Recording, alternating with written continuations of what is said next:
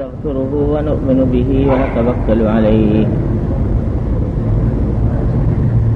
ونعوذ بالله من شرور أنفسنا ومن سيئات أعمالنا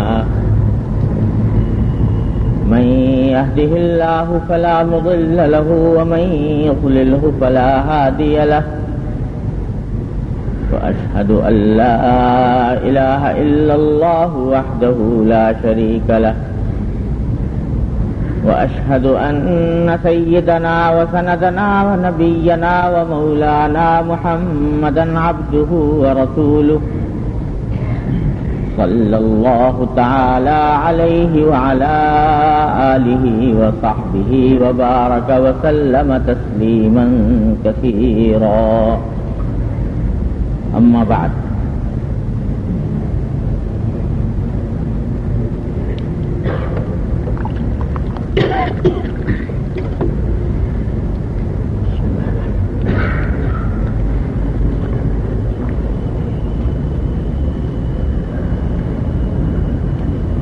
یہ ایک حدیث ہے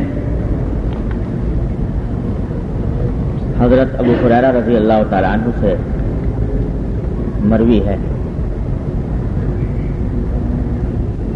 وہ روایت کرتے ہیں کہ حضور نبی کریم سرور دو عالم صلی اللہ علیہ وسلم نے ارشاد فرمایا کہ المرء علی دین خلیلہ فلینظر احدکم من یخالل. فرمایا کہ ہر انسان اپنے خاص دوستوں کے دین پر ہوتا ہے، اپنے خاص دوستوں کے مسلک پر ہوتا ہے. لہذا تم میں سے ہر شخص کو یہ چاہیے کہ وہ اچھی طرح دیکھے اور غور کرے کہ وہ کس سے دوستی کر رہا ہے.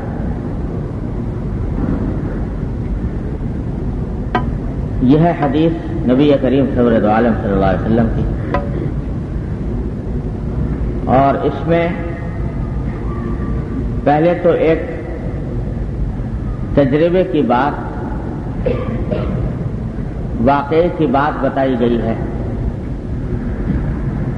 کہ انسان اپنے دوستوں کے دین پر ہوتا ہے.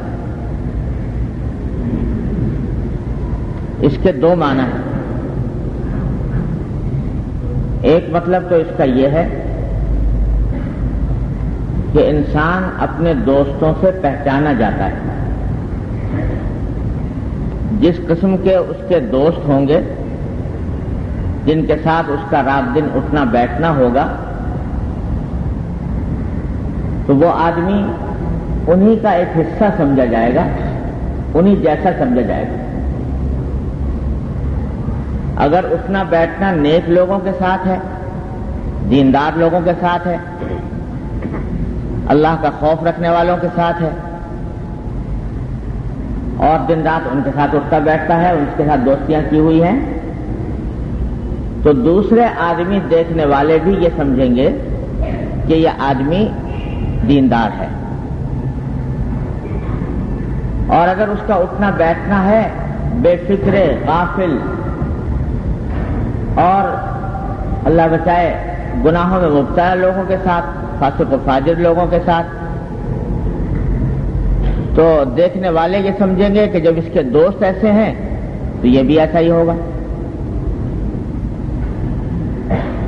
تو انسان اپنے دوستوں کے دین پر ہوتا ہے کہ ایک معنی یہ ہے کہ دیکھنے والا آدمی کے کردار کا، اس کے اخلاق کا، اس کی زندگی کے طریقے کا اندازہ لگاتا ہے اس کے دوستوں سے، اس کی صحبت سے، کس قسم کی صحبت اس نے اختیار کی ہوئی ہے.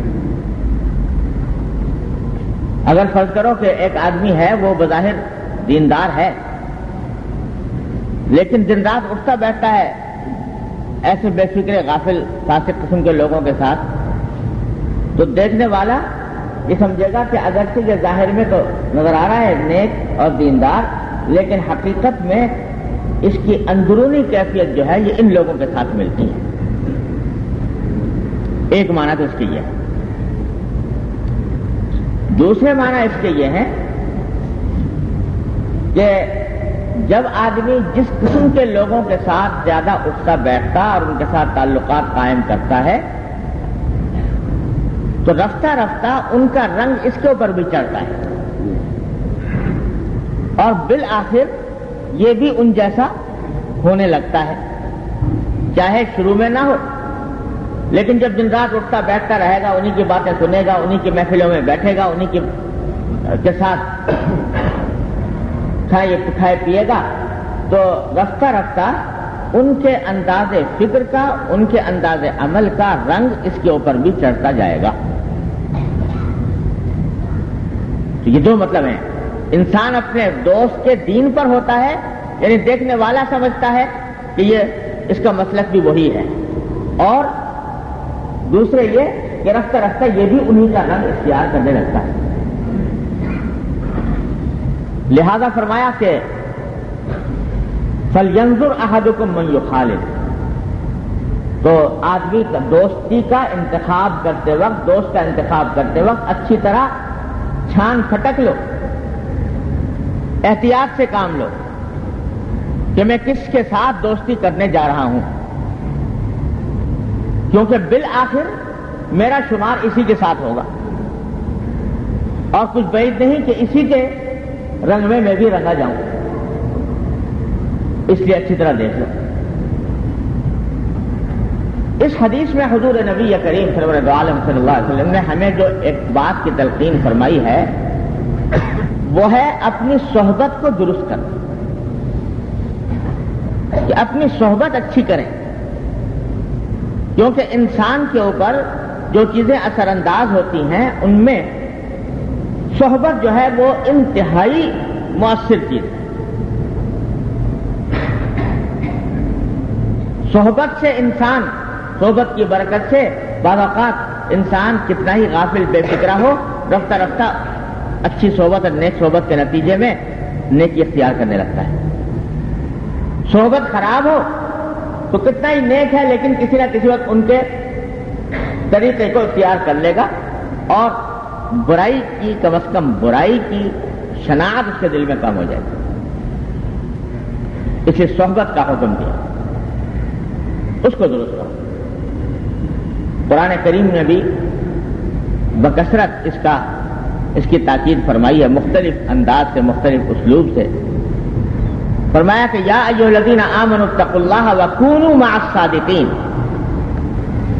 اے ایمان والو تقوی اختیار کرو، اور تقوی اختیار کرنے کا طریقہ یہ ہے کہ صادقین کی صحبت اختیار کرو۔ صادقین جو سچے ہوں، بات کے سچے، عمل کے سچے، عقیدے کے سچے، عبادات کے سچے، معاملات کے سچے، یعنی خود متقی ہوں، ان کی صحبت اختیار کرو۔ آج کل ایک مستقل فن بن گیا ہے تعلقات عامہ، پبلک ریلیشننگ، اور یہ ایک مستقل ہنر بن گیا کہ کس آدمی کے تعلقات کتنے زیادہ ہیں، اور ان تعلقات میں بنیادی بات یہ ہوتی ہے کہ کسی بڑے آدمی سے تعلق قائم کیا جائے، اور بڑے سے مراد دین کا بڑا نہیں، بڑے سے مراد مال و دولت کے اعتبار سے بڑا، جاہ و منصب کے اعتبار سے بڑا، حکومت اور ریاست کے اعتبار سے بڑا، اس کے ساتھ تعلق قائم کرنے کی فکر رہتی ہے۔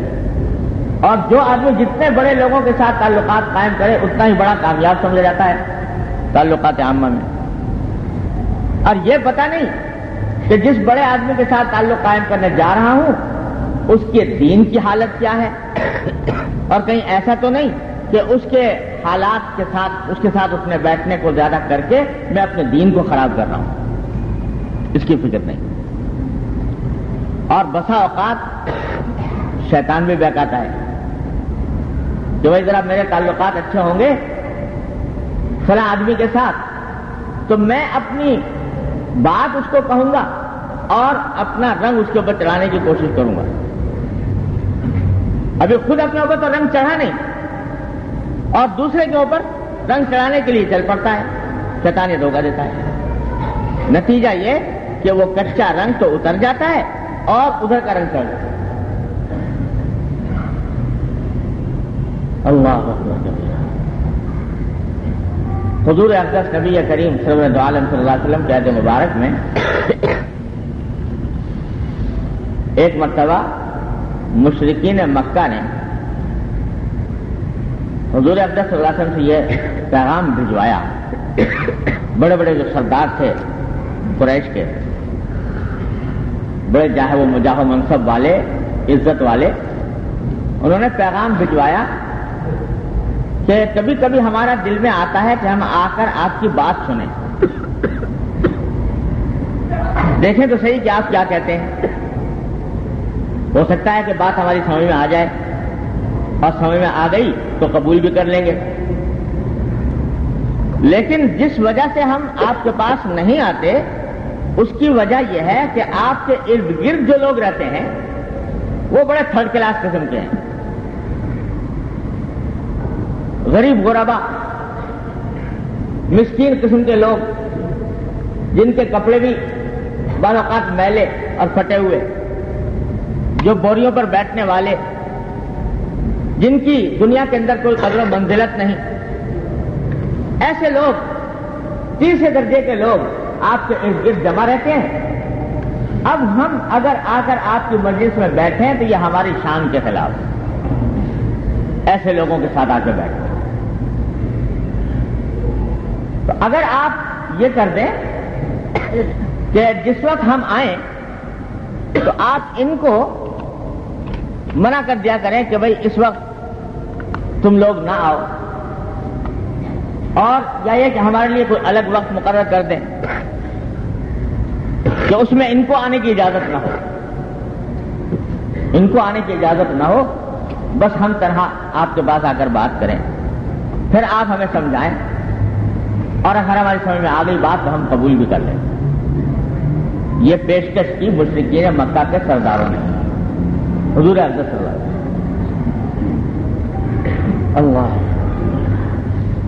اب حضور اقدس صلی اللہ علیہ وسلم کے سامنے ایک کشمکش آئی.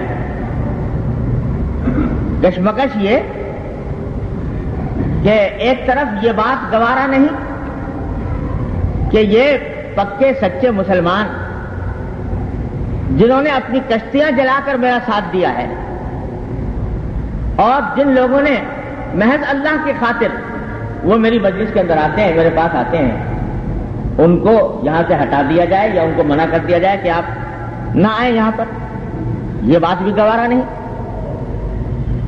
دوسری طرف نبی کریم صلی اللہ علیہ وسلم کی شفقت امت کے اوپر ایسی ہے کہ آپ چاہتے ہیں کہ جس کسی کو بھی کھینچ کر جہنم سے نکال لوں اور جنت کے راستے پر لگا دوں تو غنیمت ہے. اور یہ خیال بھی آتا ہوگا شاید کہ ہو سکتا ہے کہ یہ لوگ اس وقت تو آئیں اور کہہ رہے ہیں کہ آپ بات سنیں گے اور مانیں گے، تو ہو سکتا ہے اللہ تبارک و تعالیٰ ان کے دل میں بات ڈال دے اور ایمان ان کے دل میں گھر کر جائے، تو کل کو ان کا یہ مطالبہ بھی خود بخود ختم ہو جائے گا. اگر ایمان دل میں بیٹھ گیا، راسخ ہو گیا، تو پھر یہ مطالبہ بھی خود بخود ختم ہو جائے گا. پھر یہ جو ان کے دماغ میں تکبر ہے کہ غریبوں کے ساتھ نہیں بیٹھ سکتے، وہ بھی ختم ہو جائے گا.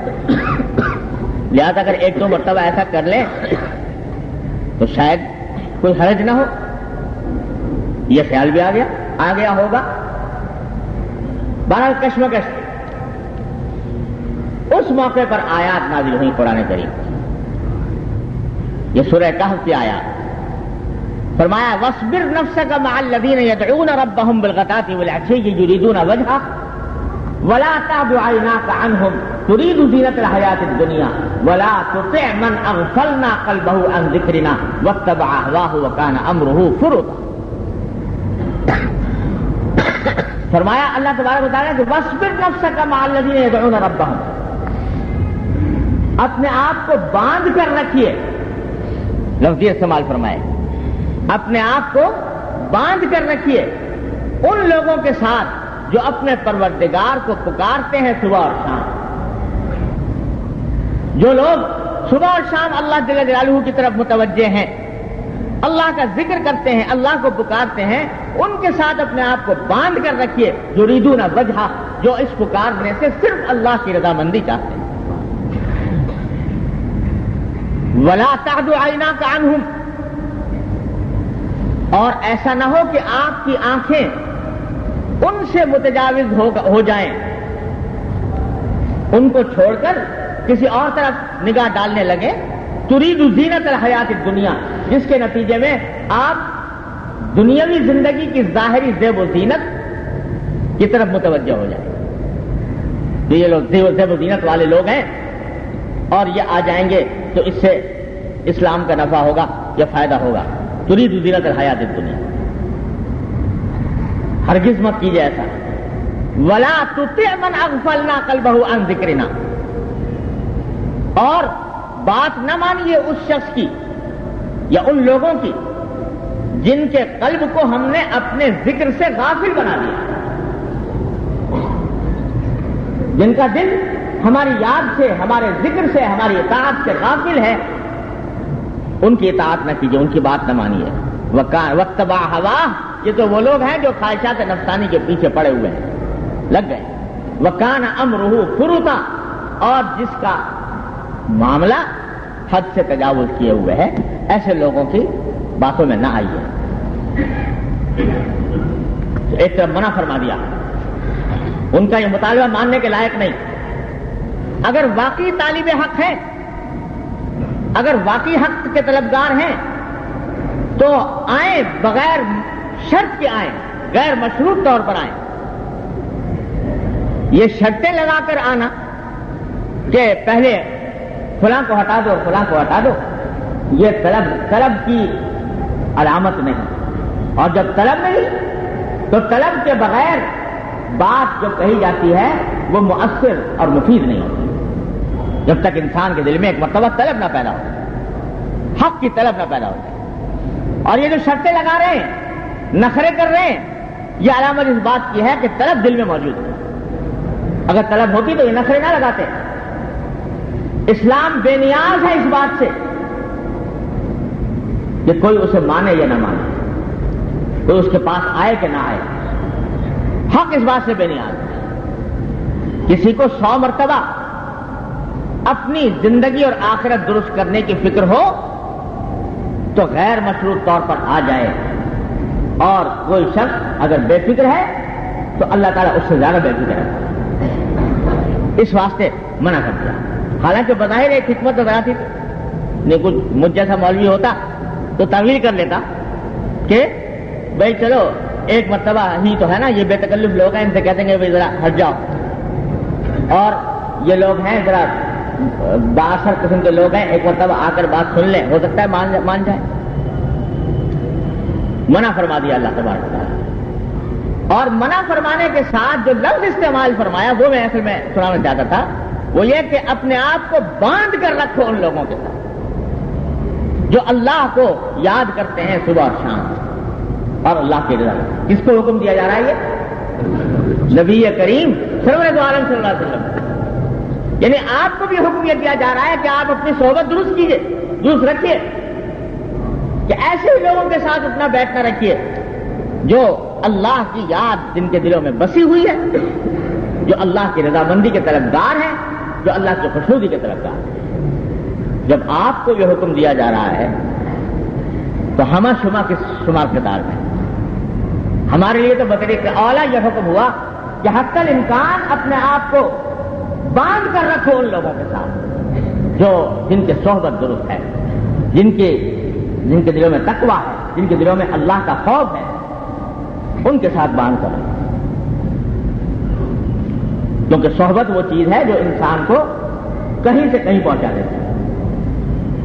اچھا خاصا آدمی صحبت خراب ہو جائے چند دنوں میں پھسل جاتا ہے۔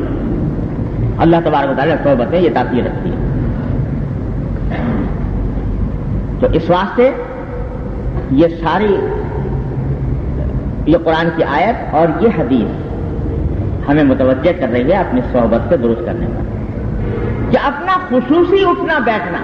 دیکھو ایک تو ہوتے ہیں کہ آدمی ضرورت کے تحت کسی سے ملنا پڑ جاتا ہے، ایک آدمی تاجر ہے، اس کو باہر بیٹھ کے اپنا سامان بیچنا ہے، اس میں نیک آدمی بھی آئے گا، صادق فاضل بھی آئے گا، اس کو ہر ایک کے ساتھ کچھ نہ کچھ تعلق قائم کرنا پڑے گا۔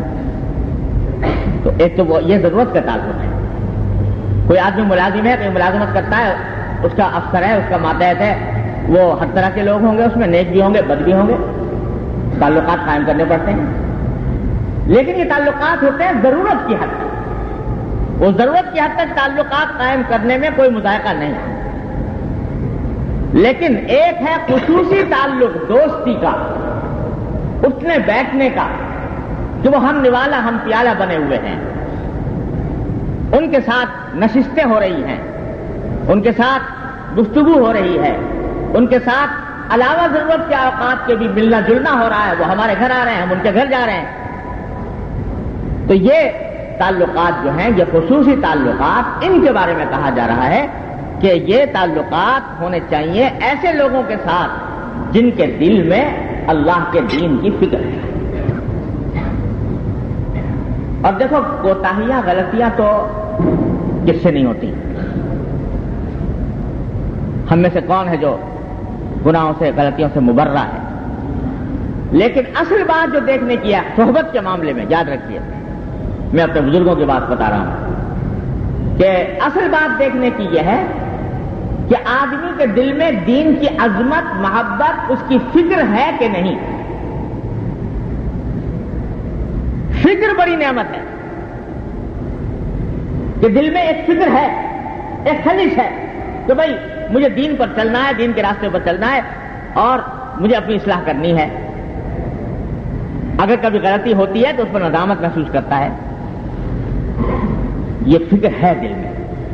اور ایک ہے غفلت، العیاذ باللہ، بڑی بلا ہے غفلت، کہ بے فکری سے زندگی گزار رہا ہے، حلال و حرام کی پرواہ نہیں ہے، حرام کام کر رہا ہے اور اس کے بارے میں کبھی حاشیہ خیال میں اس کے بارے میں کوئی ندامت پیدا نہیں ہوتی۔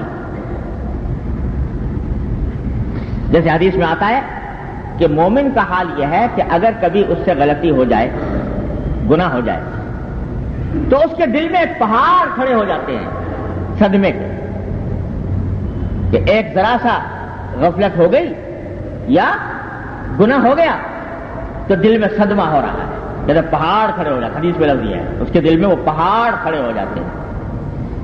مولانا رومی اس کو فرماتے ہیں کہ گرد باغے دل خلالے کم بود، بر دل سالک ہزاراں کم بود۔ گرد باغے دل خلالے کم بود، دل کے باغ میں سے اگر ایک تنکا بھی کم ہو جائے، دل کا جو باغ ہے جو اللہ تبارک و تعالیٰ کی یاد سے آباد کیا ہے، اللہ تعالیٰ کے ذکر کے پودے اس میں اگائے ہیں، اس میں اگر ذرا سا تنکا بھی کم ہو جائے تو سالک کے دل پر ہزاراں غم ہوتے ہیں، بر دل سالک ہزاراں غم بود، کہ آج میرے دل سے یہ خیال کم ہو گیا۔ دیکھو ابو طلحہ رضی اللہ تعالیٰ عنہ نماز پڑھ رہے ہیں اپنے باغ کے اندر، اور پرندہ آ کے پھنس گیا درختوں میں، دل میں خیال یہ آ گیا نماز پڑھتے پڑھتے کہ دیکھو میرا باغ کتنا عظیم الشان ہے کہ اس کے ادھر سے لے کر ادھر تک اتنے درخت ہیں کہ پرندے کو وہاں سے نکلنے کا راستہ نہیں مل رہا۔ یہ دل میں خیال آ گیا نماز پڑھتے ہوئے۔ نماز پڑھنے کے بعد اتنا شدید صدمہ ہوا کہ میں نماز تو پڑھ رہا تھا اللہ کے لیے، متوجہ تھا اللہ تبارک و تعالیٰ کی جانب، اللہ تعالیٰ کا ذکر میں مشغول تھا، اور اس پرندے نے اپنی توجہ میری اپنی طرف کھینچ لی تو میرے دل کی دنیا برباد ہوتی۔ گرد باغ دل خلالے کم بود، بر دل سالک ہزارہ غم بود۔ نتیجہ یہ کہ پورا کا پورا باغ صدقہ کر دیا اللہ تبارک و تعالیٰ کے راستے میں، کہ اس نے میری نماز کا ایک لمحہ جو ہے وہ مجھے اللہ کے ذکر سے غافل کر دیا۔ تو مومن کا حال یہ ہوتا ہے۔ اور کافر کے بارے میں حدیث میں فرمایا کہ کافر کا حال یہ ہے، کافر اور فاسق العیاذ باللہ، بے فکر کہ اس کے وہ گناہ کرتا جاتا ہے اور کرنے کے دوران اس کے دل پر ایسے اتنا بھی اثر نہیں ہوتا جیسے کہ مکھی ایک آ کر بیٹھی اڑا دی، بس اس سے زیادہ کوئی غم صدمہ نہیں۔ یہ ہے غفلت کا حال کہ صبح سے لے کر شام تک، شام سے لے کر صبح تک دنیا کے بنانے کے چکر میں لگا ہوا ہے، حلال و حرام کی تمیز نہیں ہے، جائز ناجائز کی فکر نہیں ہے، اور اگر گناہ ہو رہے ہیں تو ہو رہے ہیں، اس کے اوپر کوئی ندامت نہیں، کوئی صدمہ نہیں، اور اعوذ باللہ اس سے بھی آگے بڑھ کر یہ کہ اس کو صحیح ثابت کرنے کی فکر میں، کہ نہیں یہ گناہ کی نہیں ہے، یہ جائز ہے. یہ ہے غفلت. تو غفلت بری بلا ہے. اور اسی آیت میں فرمایا وَلَا تُطِعْ مَنْ أَغْفَلْنَا قَلْبَهُ عَنْ ذِكْرِنَا، اطاعت مت کرنا ان لوگوں کی جن کے دل کو ہم نے اپنے ذکر سے غافل بنا دیا. معلوم ہے غفلت ہے بری بلا. تو غافل لوگ جو ہیں ان کی صحبت بڑی خطرناک ہے. جب ان کی صحبت میں آدمی بیٹھے گا جو غافل ہیں تو اس کے نتیجے میں ان کے عادات، ان کے اطوار، ان کے اخلاق، ان کی فکر منعکس ہوگی اس کے دل کے اوپر. اس واسطے وہ صحبت وہ ہے بچنے کی چیز. باقی اگر دل میں فکر ہے کچھ کبھی کوتاہی ہوتی ہے عمل کے اندر، لیکن دل میں فکر ہے، عظمت ہے دین کی، عظمت ہے محبت کی، محبت ہے دین کی، تو ایسے لوگوں کی صحبت اختیار کرنے میں کوئی حرج نہیں جب تک فکر موجود. تو بھائی سب سے بڑی نصیحت جو اس میں نبی کریم صلی اللہ علیہ وسلم نے فرمائی ہے وہ ہے صحبت کو درست کرنا. اور میرے والد ماجد قدس اللہ تعالیٰ سے اللہ تعالیٰ ان کے درجات بلند فرمائے، وہ یہ فرمایا کرتے تھے کہ بھائی صحبت کی درستی کا مطلب لوگ یہ سمجھتے ہیں کہ گھر سے باہر کے جو لوگ ہیں تعلق والے وہ اچھے انتخاب کریں. ٹھیک ہے یہ بات، یہ بھی صحبت کا ایک حصہ ہے، لیکن صحبت درست کرنے کا ایک بہت اہم شعبہ یہ ہے کہ خود اپنے گھر کی اصلاح کی فکر کریں. اس واسطے کہ اگر فرض کرو سب سے بڑی صحبت تو ان لوگوں کی ہے نا جو گھر میں ہیں، بیوی ہے، بچے ہیں، بہن بھائی ہیں، ماں باپ ہیں، جن سے 24 گھنٹے کا رابطہ ہے، 24 گھنٹے کا تعلق ہے. سب زیادہ تو وہ صحبت اثر انداز ہوتی ہے. تو اس واسطے صحبت اس وقت تک اچھی ہو نہیں سکتی مکمل طور پر جب تک آدمی اپنے گھر والوں کی فکر نہ کرے. اس بات کی فکر کرے کہ میری بیوی، میرے بچے، میرے گھر والے یہ بھی دین کے راستے پر آئیں. تو صحبت اسی وقت اچھی ہوگی کہ جب آدمی شروع سے لے کر چلے گا اپنے گھر والوں کو ایک خاص نہج کے اوپر اور ان کی بھی دینی تربیت کرنے کی فکر کرے گا، تو رفتہ رفتہ انشاءاللہ ان کے اندر دین آئے گا اور گھر سے صحبت درست ہونی شروع ہوگی. لہذا اپنے گھر کی فکر کرنے کی ضرورت. یہ بہت سے ایک آج کل خاص طور پر ایک وبا ہے کہ خود تو ہے نمازی، تہجد گزار، وظائف و اوراد کا پابند، بزرگوں سے تعلق، اولاد بالکل دوسرے راستے پہ جا رہی ہے اور جا رہی ہے اس کی پرواہ بھی نہیں ہے، فکر بھی نہیں ہے کہ کہاں جا رہی ہے. اس کی طرف سے غفلت ہے. کبھی بیٹھ کے سمجھاتا نہیں، کبھی بیٹھ کر ان کو تاکید نہیں کرتا. تو یہ بڑی خطرناک بات ہے. ہوگا یہ کہ رفتہ رفتہ اللہ بچائے یہ انہی کا رنگ پھر چڑھنا شروع ہو جائے. ایک صاحب ایک مرتبہ میں شاید پہلے بھی سنایا تھا، مجھ سے کہہ رہے تھے اپنے بیٹے کے بارے میں بڑی خوشی کا اظہار کر رہے تھے کہ میرا بیٹا جو ہے دیکھو اتنی ڈگریاں اس نے حاصل کر لی، اتنا یہ پوزیشن لے لی امتحانات میں، اور فلاں جگہ نوکر ہو گیا، یہ ہو گیا، بڑا ذہین ہے، بڑا ڈبیٹر ہے، اور یہ ہے اور وہ ہے، جہاں جاتا ہے بڑا استقبال ہوتا ہے. بڑی خوشی سے بتا رہے تھے. خیر میں کہا اللہ مبارک کرے. کل البتہ ذرا سی اس میں یہ خرابی ضرور کہ بے دین ہو گیا، بے دین ہو گیا. مطلب کہ ساری تو اچھائیاں ہیں، ذرا سی ایک خرابی یہ ہے کہ بے دین ہو گیا. تو اس کے اوپر بڑے خوش ہیں، بڑے نازاں ہیں کہ دنیاوی مرتبے مل گئے، مال و دولت مل گئی، اچھی ملازمتیں مل گئی، کامیابیاں ہو گئی. کسی حکیم صاحب تھے، وہ گھر میں کسی کا ہو گیا انتقال، لوگوں کو پتہ نہیں چل رہا تھا کہ واقعی موت واقع ہوئی کہ نہیں ہوئی. تو حکیم صاحب کو بلا کے لائے، ان سے جا کے پوچھا کہ بھائی ذرا بتائیے کیا حال ہے اس کا. انہوں نے معائنہ کرنے کے بعد بتایا کہ بھائی یہ تو بالکل ٹھیک ٹھاک ہے، اس کی آنکھیں بھی صحیح، اس کی کان بھی صحیح، اس کی ناک بھی صحیح، اس کے ہاتھ بھی صحیح، اس کے پاؤں بھی صحیح، سبھی کچھ صحیح ہے، بس ذرا سی روح نکل گئی ہے. تو میں نے کہا بس یہ معاملہ ہے کہ صاحب ویسے تو بڑا ذہین ہے اور ذکی ہے اور امتحان میں بھی کامیابیاں اور ڈگریاں بھی حاصل ہیں، سب کچھ ہے، ذرا سا بے دین ہو.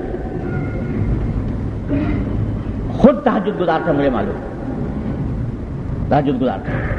تو اب یہ کہ آدمی کو یہ احساس نہیں کہ اولاد جو غلط راستے پر جا رہی ہے اس کی فکر نہیں، اس میں خوش ہے کہ وہ ڈگریاں مل رہی ہیں اور ملازمتیں مل رہی ہیں اور کاروبار چل رہا ہے۔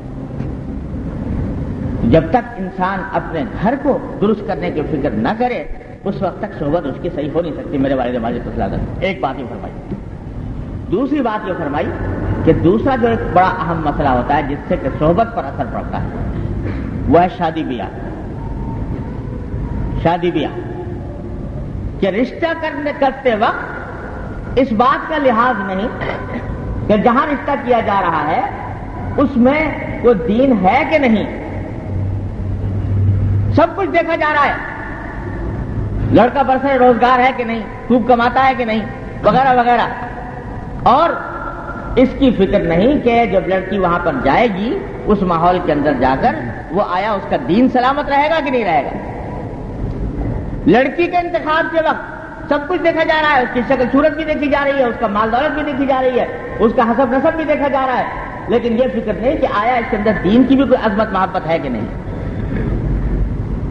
اور وہ یاد رکھو یہ اتنا زبردست مؤثر چیز ہے رشتہ بیاہ، شادی بیاہ، کہ اگر ایک ایسی لڑکی آ گئی گھر میں کہ جو دین سے بے فکر ہے تو شوہر کو خراب کرے گی، اور شوہر کو خراب کرنے کے بعد پورے گھر والوں کو خراب کرے گی، اور اس کے برعکس یہ اپنی لڑکی ایسی جگہ بھیج دی تو اس بیچاری اگر تھی بھی کچھ تھوڑی بہت دیندار تو وہاں جا کر اس کو اپنے دین کا تحفظ کرنا ناممکن ہو جائے گا۔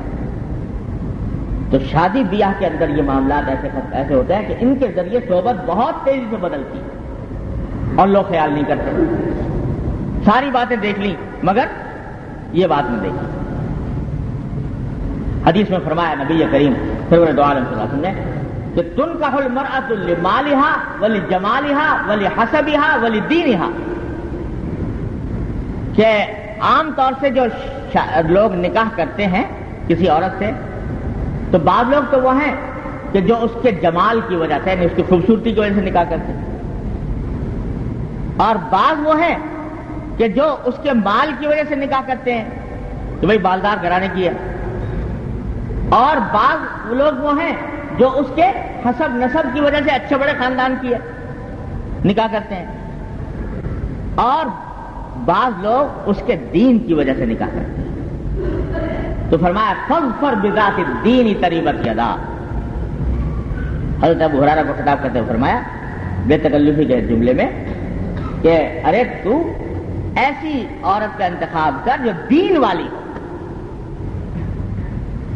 اصل بات یہ دیکھ کہ آیا دین اس کے اندر ہے کہ نہیں، اگر دین ہے تو قابل قبول ہے، اور اوصاف بھی ہوں سبحان اللہ بڑی اچھی بات ہے، لیکن اور اوصاف تو ہیں لیکن دین نہیں ہے تو خواہ کتنی وہ خوبصورت ہو اور کتنی مالدار ہو، کتنی صاحب نسب ہو، اس کا کوئی وہ اس کے ہاں اس کی کوئی قیمت نہیں۔ یہ نصیحت فرمائی نبی کریم صلی اللہ علیہ وسلم۔ اللہ حضرت عبداللہ بن مبارک رحمۃ اللہ علیہ، جن کا میں بکثرت آپ کو واقعات سناتا رہا ہوں، بڑے درجے کے اولیاء اللہ میں سے ہیں، محدثین فقہاء میں سے، ان کے والد تھے مبارک نام تھا ان کا، اور وہ غلام تھے، والد غلام تھے اور غلامی کی زندگی گزاری۔ تو ایک مرتبہ ان کا جو آقا تھا یعنی جس کے وہ غلام تھے وہ بڑا مالدار آدمی تھا، اور اس کی لڑکی جو تھی وہ بڑی خوبصورت تھی، حسین اور جمیل تھی اور ہنرمند تھی، اس کے رشتے بھی آتے تھے بہت سے، لیکن کچھ طبیعت کسی طرف جم نہیں رہی تھی۔ تو ایک دن ہی مبارک غلام ان کے پاس بیٹھے ہوئے تھے تو ان سے کہا کہ بھئی رشتے بہت آ رہے ہیں میری لڑکی کے، کیا کروں، کس سے نکاح کروں، کس کا انتخاب کروں؟ تو مبارک نے کہا کہ حضرت بات یہ ہے کہ جو عیسائی لوگ ہیں وہ تو شادی کرتے وقت دیکھتے ہیں عورت کی خوبصورتی کو، اگر عورت حسین جمیل ہے تو بس اس کو پسند کرتے ہیں، اتنا دیکھ کر بس نکاح کرنے کے تیار ہو جاتے ہیں۔ اور جو یہودی ہیں وہ نکاح کرتے ہیں مال کی وجہ سے، کہ عورت اگر جتنی مالدار ہو اتنا ہی ان کی رغبت اس عورت کی طرف زیادہ ہوتی ہے، تو اس سے نکاح کرتے ہیں۔ اور جو مشرکین مکہ ہیں، یعنی ہمارے عرب کے کفار، وہ نکاح کرتے ہیں حسب نسب کی وجہ سے، کہ کوئی جتنا خاندان اونچا ہوگا اتنا ہی وہ عورت کو زیادہ پسند کریں گے۔ اور مسلمان جو ہے اس کا کام یہ ہے کہ وہ بنیادی چیز دیکھے کہ دین کس میں ہے، اور پھر یہ حدیث پر سنائی، میں نے بھی سنائی۔ حضور اکرم صلی اللہ علیہ وسلم نے فرمایا کہ عورت سے نکاح کیا جاتا ہے یا اس کے جمال کی وجہ سے، یا اس کے مال کی وجہ سے، یا اس کے حسب کی وجہ سے۔ تو مبارک نے اپنی طرف سے یہ بات بتائی کہ حضور اکرم صلی اللہ علیہ وسلم نے تینوں فریقوں کا ذہن میں رکھا ہے، کہ نصرانی جمال کی وجہ سے کرتے ہیں، یہودی مال کی وجہ سے کرتے ہیں، اور دوسرے جو بت پرست ہیں وہ حسب نسب کی وجہ سے کرتے ہیں۔ تو ہمیں تلقین یہ فرمائی ہے کہ ہم دین کو ترجیح دیں۔ تو اس لیے آپ کوئی ان میں سے یہ دیکھیے کہ جتنے رشتے آ رہے ہیں ان میں سے زیادہ دیندار کون ہے، اس کو انتخاب کیجیے۔ تو آقا کو یہ بات اتنی پسند آئی اپنے غلام کی، کہا کہ حدیث تو میں نے بھی پڑھی تھی، لیکن مجھے پہلے یہ بات اس وضاحت کے ساتھ سمجھ میں نہیں آئی جیسے کہ آج تم نے مجھے بتائی، تو اس واسطے اب تو بس تم ہی مستحق ہو۔ چنانچہ اپنی لڑکی کا نکاح ان کے ساتھ کر دیا، مبارک کے ساتھ، غلام کے ساتھ آزاد کیا، اور آزاد کرنے کے ساتھ ان کا نکاح کر دیا۔ انہی سے یہ عبداللہ بن مبارک رحمۃ اللہ علیہ پیدا ہوا، اتنے بڑے جلیل القدر محدث، فقیہ اور صوفی اور ولی اللہ۔ تو حقیقت یہ ہے کہ اصل چیز دیکھنے کی یہ ہے کہ یہ رشتہ جو ہے، یہ رشتہ محض جسم اور جسم کا رشتہ نہیں ہے، یہ رشتہ جسم اور روح کا رشتہ، اور اس کے نتیجے میں دیکھنے کی بات یہ ہے کہ آیا یہ جہاں رشتہ کرنے جا رہے ہیں وہ آیا آخرت میں بھی ساتھ دے سکے گا کہ نہیں، یا صرف قبر کے کنارے تک ختم ہو جائے گا۔ لوگ لڑکیوں کے نکاح کر دیتے ہیں، ایسی جگہ رشتے کر دیتے ہیں جہاں پتہ ہے کہ شوہر کی آمدنی حرام۔ کیا مانا؟ کہ اس بیچاری کو ایک ایسی جگہ بھیج رہے ہیں کہ جہاں ساری عمر اس کی خوراک کا لقمہ بھی حرام ملے گا، اور پھر جب ان کے ساتھ صحبت ہوتی ہے تو ظاہر ہے کہ یہ رشتہ جو ہوتا ہے یہ کوئی دو آدمیوں کا نہیں ہوتا، دو خاندانوں کا ہوتا ہے۔ تو ان کے ساتھ اٹھنا بیٹھنا بھی ہوتا ہے، ان کے ساتھ ملنا جلنا بھی ہوتا ہے، ان کے ساتھ آنا جانا بھی ہوتا ہے، تو دو خاندانوں کا ہوتا ہے، اور وہ خاندان جب آپس میں ملتے ہیں تو ان کے اثرات ان کے اوپر بھی پڑتے ہیں۔ تو میرے والد ماجد قدس اللہ تعالیٰ صدر تعالیٰ ان کے درجات بلند فرمائیں، وہ فرمایا کرتے تھے کہ بھائی صحبت کے معاملے میں یہ دو باتیں ہمیشہ یاد رکھنے کی ہیں۔ ایک تو یہ کہ خود اپنے گھر کو درست کرنے کی فکر کرو، دوسرے شادی بیاہ کے معاملے میں دین کو مقدم رکھو، اور اس کا طریقہ یہ ہے کہ خود میرے والد صاحب نے ہمارے وصیت نامے کے اندر بھی جو ہمارا نام وصیت نامہ لکھا تھا اس میں بھی یہ وصیت فرمائی ہے کہ کوشش یہ کرو کہ شادی اور بیاہ جو ہے وہ آپس میں جو اپنا ایک حلقہ ہے، یا تو عزیز رشتہ دار یا ایسے لوگوں کا حلقہ جو بہرحال دین کی کچھ نہ کچھ فکر رکھتے ہیں، اس حلقے کے اندر تلاش کرو، باہر جانے کی فکر نہ کرو کہ کوئی باہر جا کر دیکھو، بلکہ اس کے اندر رہو تاکہ یہ سلسلہ جو ہے وہ برقرار رہے۔ اور واقعہ یہ ہے کہ یہ بڑی ضروری نصیحت ہے، کیونکہ اس سے خاندان کے خاندان پلٹ گئے شادیوں کے بعد، والعیاذ باللہ۔ حضور اقدس نبی کریم صلی اللہ علیہ وسلم فرمایا فَلْيَنْظُرْ مَنْ يُخَالِلُ، ہر آدمی کو چاہیے کہ وہ دیکھے کہ کس کے ساتھ دوستی کر رہا ہے۔ جب دوستی کرے گا تو رفتہ رفتہ انشاءاللہ اللہ تبارک و تعالیٰ ایسے لوگوں کے ساتھ جب اٹھنا بیٹھنا ہوگا، صحبت درست ہوگی، تو اللہ تبارک و تعالیٰ فضل فرمائیں گے، انشاءاللہ وہ بھی حاصل ہوگا۔ اللہ۔ اور یہ بعض اوقات خیال آتا ہے، ایک نوجوان نے مجھے خط لکھا امریکہ سے،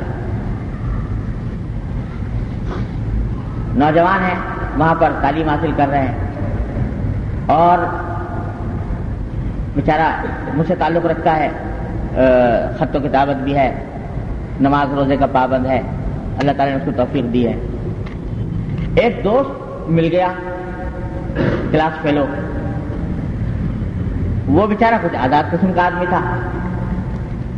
اس نے سوچا کہ میں یہ سوچ کر کہ الحمدللہ مجھے نماز واز کی توفیق ہو جاتی ہے، چلو یہ آتا ہے تو ذرا اس کو کچھ کہنے سننے کا موقع ملے گا، کوئی بات کہہ دیں گے اس کو تو شاید اس کو بھی توفیق ہو جائے. یہ سوچ کر اس کے ساتھ اٹھنا بیٹھنا شروع کر دیا. جانا آنا بھی ہو گیا، کچھ بیٹھ کے ساتھ ہوٹل میں کھانا کھا لیا، یہ کر لیا وہ کر لیا. تھوڑی سی بے تکلفی بڑھ گئی، یہاں تک کہ ہوا یہ کہ اس نے تو کہنا کچھ شروع کیا لیکن اس کی بات تو چلی چلائی نہیں. ایک دن اٹھا کے اس کو اس نے کہا چلو آج تھوڑا تفریح کرنے چلتے ہیں، اور تفریح کے بہانے لے گیا وہ ایک رقص گاہ میں، جہاں وہاں پر تو یہ رقص وغیرہ کا قصہ ہر وقت چلتا رہتا ہے، وہاں لے گیا. اب یہ بیچارہ دل میں پریشان کہ میں کسی سے جانے کو تیار نہیں، لیکن اس نے کہا آج تو دیکھ چلو کہ کیا ہوتا ہے اندر، زبردستی کر کے اندر داخل کر. اب وہ اس کا نتیجہ یہ ہوا کہ انہوں نے لکھا کہ جی میں اس دن کیا چلا گیا، اور اس کے اوپر طبیعت پر ایسی شروع میں ندامت رہی، لیکن بعد میں وہ جو طبیعت پر ایک برائی تھی کہ بھائی رقص گاہ میں نہیں جانا چاہیے، تو ایک مرتبہ وہ بند ٹوٹ گیا. بند ٹوٹ گیا تو اس کی شناعت اور برائی جو دل میں تھی وہ کم ہو گئی. اس کے نتیجے میں پھر 2-3 مرتبہ اور چلا گیا. اب میں توبہ کرتا ہوں، استغفار کرتا ہوں، اور لیکن ساتھ ہی میں یہ سوچتا ہوں کہ اگر میں اس کے ساتھ نہ رہا تو یہ رقص گاہ سے آگے جا کے شراب پیے گا، خدا نہیں کیا کچھ کرے گا، یہ بہت آگے بڑھ جائے گا اور اس کے نتیجے میں یہ بہت تباہ ہو جائے گا. اس واسطے میں چاہتا ہوں کہ آئندہ کری اس سے تو توبہ کر لی، اس سے بھی میں نے کہہ دیا کہ آئندہ نہیں جاؤں گا، لیکن میں یہ چاہتا ہوں کہ اس کے ساتھ نہ چھوڑوں، اس کی دوستی نہ توڑوں. تو مجھ سے مشورہ کیا کہ میں کیا کروں. تو میں نے اس کو لکھا کہ یہ سب شیطان کا دھوکہ ہے، فوراً اس کے ساتھ دوستی کا تعلق ختم کرو. وجہ اس کی یہ ہے کہ جب تک انسان کے اوپر خود اپنا رنگ نہیں چڑھا ہوا ہوتا تو وہ ایسے لوگوں کے ساتھ اٹھے بیٹھے گا، وہ اپنا رنگ نہیں چڑھا سکے گا، ان کا رنگ قبول کر لے گا، اور اس کا رنگ قبول کرنے کے بعد خود پھسل جائے گا، خود غلط راستے بڑھ جائے گا. جیسا کہ ہوا تو حالانکہ دوستی آگے بڑھ چکی تھی، اس کو توڑنا آسان نہیں تھا، لیکن ماشاءاللہ لڑکا سعادت مند ہے. تو اس نے جب میں نے لکھا تو اس کے بعد اس نے توبہ کی اور پھر راستہ چھوڑ دیا. اللہ تعالیٰ نے اس کو محفوظ رکھا. لیکن میں بتا رہا ہوں کہ شیطان اس طرح راستے مارتا ہے کہ وہ اس طرح نہیں لے کر گیا کہ گناہ سے کر لو میرے ساتھ چل کے، بلکہ دل میں یہ دائیا پیدا کیا کہ بھائی اس طرح اٹھے بیٹھیں گے تو اس کو بات کہیں گے. لیکن شیطان لگا گیا اس کو. ہاں جب ایک مرتبہ رنگ چڑھ جاتا ہے، اور رنگ نہیں چڑھتا بغیر بزرگوں کی صحبت کے، بزرگوں کے آگے رگڑے کھائے بغیر، پامال ہوئے بغیر رنگ نہیں چڑھتا. جب ایک مرتبہ رنگ چڑھ جاتا ہے تو پھر کسی ماحول میں چلا جائے انسان، وہ دوسرے ماحول پر اثر انداز ہوتا ہے، دوسرا ماحول اس کے پر اثر انداز نہیں ہوتا. حضرت مولانا نانوتوی رحمۃ اللہ علیہ کا قصہ لکھا ہے حضرت تھانوی رحمۃ اللہ علیہ نے. حضرت مولانا محمد قاسم صاحب نانوتوی رحمۃ اللہ علیہ دارالعلوم دیوبند کے بانی، ان کے ایک دوستی ہو گئی ایک ایسے صاحب سے، بالکل آزاد منش آدمی. اس زمانے میں یہ داڑھی تو خیر سب رکھتے تھے، لیکن داڑھی چڑھانے کا رواج تھا.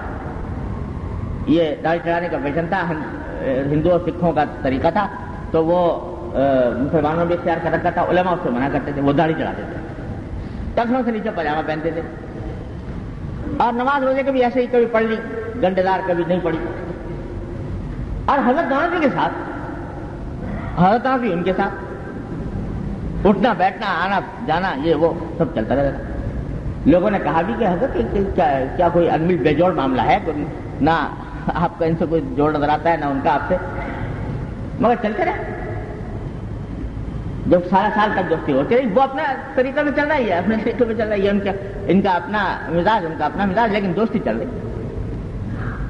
آخر کار جب کئی سال گزر گئے تو ایک دن حضرت نانوتوی نے فرمایا کہ بھائی میاں، نام مجھے یاد نہیں رہا، میاں فلاں، ایسا کرو کہ آج تم ایسا کرو کہ جو تم اپنا جو یہ سوٹ پہنتے ہو نا، ایک سوٹ ہمیں بھی لا دو. کیوں حضرت؟ کہ بھائی دل چاہتا ہمارا تمہیں دوست، تو دوست ہونے چاہیے ایک جیسے. تو اب خیال آتا ہے کہ ہم ہی تمہاری وضع اختیار کر لیں, ہماری داڑھی چڑھا دو اور ہمیں ایسا جو لباس تم پہنتے ہو ویسے ہمیں بھی لا دو, تو ہم وہ پہن کے تمہارے جیسے ہو جائیں گے, دونوں دوست ایک جیسے ہو جائیں گے. بس وہ لوہا گرم تو ہو چکا تھا, ایک چوٹ لگنی تھی, وہ چوٹ مار دی. اس نے کہا حضرت بس اب اور آگے نہ کچھ فرمائیے, اور زیادہ شرمندہ نہ فرمائیے, بس ہو چکا بہت کچھ. انشاءاللہ آج کے بعد انشاءاللہ میری وضع قطع اور میرا جو رنگ ڈھنگ ہے وہ آپ ہی جیسا ہوگا, اور اب اس میں آپ کو منگانے کی ضرورت نہیں. وہ دن اور اس کے بعد سے اس نے بالکل بیان ہی حضرت تنازع کرے گا طریقہ اختیار کرے. یہ کب؟ جب رنگ چڑھ چکا صحبت کے ذریعے. حضرت حاجی صاحب رحمۃ اللہ علیہ کی خدمت میں جا کر مدتوں پامال ہوئے, رگڑے کھائے. اب رنگ جب چڑھ گیا تو کسی ماحول میں چلے جاؤ, اپنا ہی رنگ چھوڑیں گے, دوسرے کا رنگ نہیں لیں گے, تو پھر ٹھیک ہے. لیکن ابتدا میں جب تک رنگ چڑھا نہیں تو اس وقت یہ شیطان یہ دھوکہ دے کہ صاحب ہم اس لیے جا رہے ہیں تاکہ ان لوگوں کی اصلاح کریں گے, تو حقیقت میں ان کی اصلاح تو ہوتی نہیں, خود اپنے آپ پھسل جاتی. یہ بات سمجھنے کی ضرورت ہے. تو بھائی اپنا اٹھنا بیٹھنا, بے تکلفی کے تعلقات, اپنے بے تکلفانہ مراسم ایسے لوگوں کے ساتھ رکھنے چاہیے جو اللہ کی یاد رکھنے والے ہوں. اللہ تبارک و تعالی ہم سب کو, مجھے آپ کو سب کو اس کی توفیق عطا فرمائے. کتنی دیر ہے؟ 5:44 پہ ہے, 8 منٹ. تھوڑی سی بات اسی کی حدیث سے متعلق ہے, وہ اور کر لیتے ہیں. اللہ تعالیٰ حضرت نے اس کے بارے میں فرمایا, یہ حدیث نقل کرنے کے بعد, کہ اس میں بلیغ احتیاط کی تعلیم ہے پیر بنانے میں, جو سب دوستوں میں اعظم ہے اور دوستی کے تعلق میں سب سے ادوم ہے. یعنی جو بات میں نے اب تک ذکر کی اس کا حاصل یہ ہے کہ جو اپنے عام دوستانہ مراسم ہیں اس کو درست کرنے کی فکر کرو. یہ حدیث کا ایک حصہ ہے. لیکن اسی جیسے حضرت نے اس بات کو بھی مستمت فرمایا کہ آدمی جب یہ کسی کو اپنا پیر بنائے, شیخ بنائے, کسی سے اصلاحی تعلق قائم کرے, کسی کا مرید بنے, تو پہلے اس کے بارے میں بہت احتیاط کی ضرورت ہے. یہ جو فرمایا فَلْيَنْظُرْ مَنْ يُخَالِلْ, اچھی طرح دیکھ لو کس کو دوست بنا رہے ہو. فرمایا سب سے بڑا دوست تو شیخ ہے, کیونکہ اسی کی اتباع کرنی ہے, اسی کے پیچھے چلنا ہے. تو اچھی طرح خوب دیکھ بھال کر انتخاب کرو کس کو شیخ بنا رہے ہیں. اس واسطے کہ آئندہ ساری زندگی اسی کے مشوروں کے مطابق گزارنی ہے, اس کا رنگ لینے کی کوشش کرنی ہے. دوستوں میں تو بسا اوقات یہ نیت بھی نہیں ہوتی کہ ان کا رنگ لیں گے, لیکن شیخ میں تو اس کے پاس تو جاتا ہی آدمی اس لیے ہے کہ ان کا رنگ قبول کرے. لہذا پہلے اچھی طرح دیکھ لو کہ کس کے پاس جا رہے ہیں. کیا دیکھ لو ذرا سمجھ. سب سے پہلے یہ دیکھو جانے سے پہلے کہ جس کے پاس جا رہے ہیں وہ متبع سنت ہے کہ نہیں, بدعات, شرک اور اس قسم کی لعنتوں میں مبتلا تو نہیں, متبع سنت ہونا چاہیے. پہلی بات. دوسری بات یہ کہ کسی باضابطہ شیخ سے اس کو باضابطہ اجازت ہونی چاہیے بیعت کی, تلقین کی, کیونکہ اگر یہ نہیں ہے تو اس کے معنی یہ کہ اس نے کورس مکمل نہیں کیا. تیسرے یہ کہ اس بات کا تجربہ کیا جائے کہ اس کے پاس بیٹھ کر آیا کچھ دین کی فکر پیدا ہوتی ہے, آخرت کی طرف دھیان قائم ہوتا ہے, اللہ جل جلالہ کی یاد کی طرف دھیان ہوتا ہے یا نہیں. مجلسوں میں جا کے بیٹھو اور دیکھو کہ آیا اس کی مجلس میں یہ بیٹھ کر دھیان اللہ کی طرف اور یوم آخرت کی طرف ہوتا ہے کہ نہیں. اگر ہوتا ہے تو مانا یہ کہ اللہ تعالیٰ نے اس کی مجلس میں یہ تاثیر رکھی ہے, تو پھر ٹھیک ہے, فائدہ ہوگا. لیکن اگر گئے اور جا کر کوئی فرق معلوم نہیں ہوتا, آخرت کی طرف توجہ میں کوئی اضافہ نہیں ہوتا, اللہ کی یاد میں کوئی اضافہ نہیں ہوتا, حضور نبی کریم سرور دو عالم صلی اللہ علیہ وسلم کی محبت میں کوئی اضافہ نہیں ہوتا, تو معلوم ہوا کہ یہ کچھ دنیا دار قسم کا آدمی. تو حضرت تھانوی صلی اللہ علیہ وسلم نے یہ 3 معیار بتائے. متبع سنت ہو, نمبر 2 کسی سے باضابطہ اجازت ہو، اور تیسرے یہ کہ اس کے پاس بیٹھ کر، اس کی مجلس میں بیٹھ کر آخرت کی فکر دل میں تازہ ہوتی ہو، آخرت کی طرف دھیان بڑھتا ہو، یہ علامت ہے اس کی قبولیت کی۔ تو ان 3 باتوں کو، پھر چوتھی بات میں اضافہ کرتا ہوں اس کے اوپر، جو میرا اضافہ نہیں ہے، حضرت کی باتوں کا نچوڑ ہے، کہ اس سے استفادہ ممکن ہو۔ ہے تو بڑا شیخ اور یہ ساری باتیں پائی جاتی ہیں، لیکن ہم اس سے استفادہ ہمارے لیے ممکن نہیں، ملتا ہی نہیں، ملاقات ہی نہیں ہوتی، خط لکھو تو خط کا جواب نہیں ملتا، تو پھر یہ محض کوئی رسم تو ہے نہیں کہ ہاتھ پر ہاتھ رکھ لیا اور جنت میں پہنچ گئے۔ یہ تو ایک مرنے جینے کا ساتھ ہے، مرنے جینے کا تعلق ہے۔ ہر بات میں اس سے رجوع کرنے کی ضرورت ہے، ہر بات میں اسے استفادہ کرنے کی ضرورت ہے۔ اگر استفادہ اس سے مشکل ہے یا تو ہو نہیں سکتا، یہ بہت ناممکن ہے، تو پھر اس سے فائدہ نہیں ہوگا۔ اس لیے کہ ضرورت ہے کہ ہر بات ان سے کہو، اپنے امراض بتاؤ، اپنی بیماریاں بتاؤ، اس کا علاج اس سے معلوم کرو۔ اگر وہ آدمی مہیا نہیں ہے، میسر نہیں ہے، تو پھر بھی کوئی فائدہ نہیں ہوگا۔ لہذا یہ چوتھی بات بھی یاد رکھنی چاہیے۔ لوگ بسا اوقات اس کا دھیان نہیں کرتے، ویسے فلاں آدمی ہے، دماغ میں آ گیا کہ اس سے بیعت ہونا چاہیے یا اس سے اصلاحی تعلق قائم کرنا چاہیے، اور بس اڑے ہوئے ہیں اس کے اوپر۔ لیکن یہ پتہ نہیں کہ اس طرح تعلق قائم کرنے سے فائدہ ہوگا نہیں، جب اس سے استفادہ نہیں ممکن ہوگا۔ لہذا اس بات کا لحاظ بھی ضروری ہے۔ تو بھائی ان باتوں کو مد نظر رکھتے ہوئے اللہ تبارک و تعالیٰ اپنے رحمت سے ہم سب کو توفیق عطا فرمائے کہ اپنی صحبت کو نیک بنائیں، درست بنائیں، اپنے گھر کے ماحول کو درست کریں۔ اس کے بغیر خاص طور سے اس دور میں بڑا مشکل ہے، کیونکہ صحبت خراب کی بہتات، جہاں جاؤ خراب صحبت، جہاں جاؤ خراب صحبت۔ تو ایسے ماحول میں خاص طور پر اس کی ضرورت اور بڑھ جاتی ہے کہ آپس میں تعلقات قائم کرو، تعلقات دوستیوں کے آپس میں ہوں جو دین کی فکر رکھنے والے ہیں۔ اللہ تعالیٰ مجھے بھی آپ کو اس کی توفیق عطا فرمائے۔